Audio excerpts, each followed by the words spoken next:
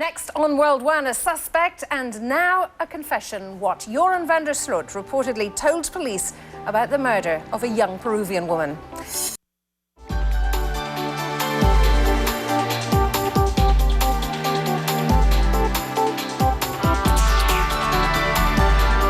Peruvian police say there's been a tearful confession in the murder of a young woman in Lima.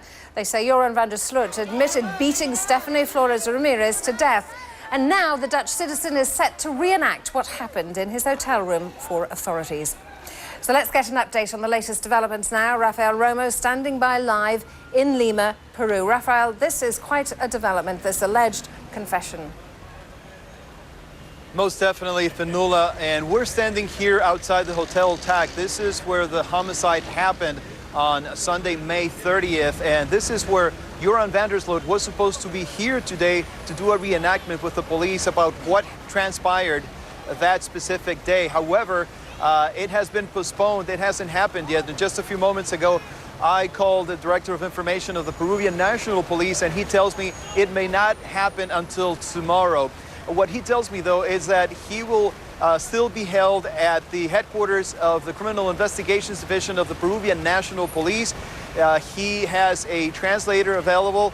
He was assigned an attorney, a public defender, but has chosen that to have his own attorney.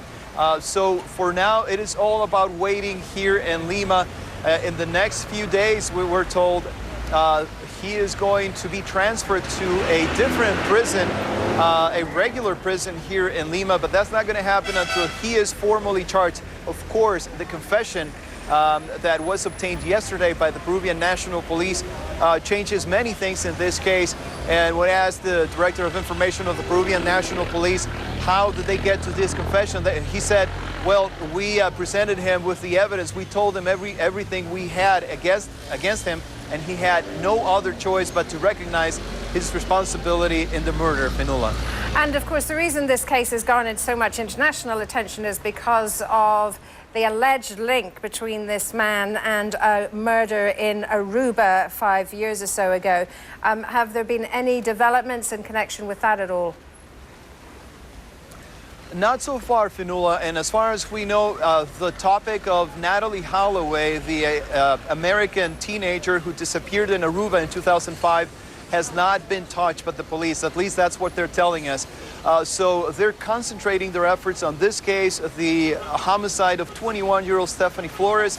They want to get on with the process of getting him formally charged so that he can be transferred to a prison and that they can advance with the case, Fionnuala. And in terms of advancing with this case, I mean, a time period we're still looking at, you were mentioning yesterday, somewhere a couple of years or more, and with this alleged confession, does that speed things up at all, the process?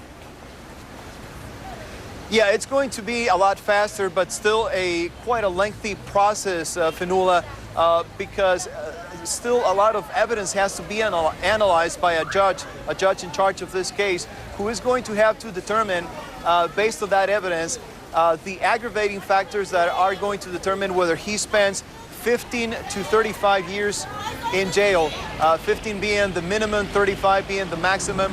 And it all depends on factors like the fact that he fled, also the circumstances surrounding the murder, the violence of the act.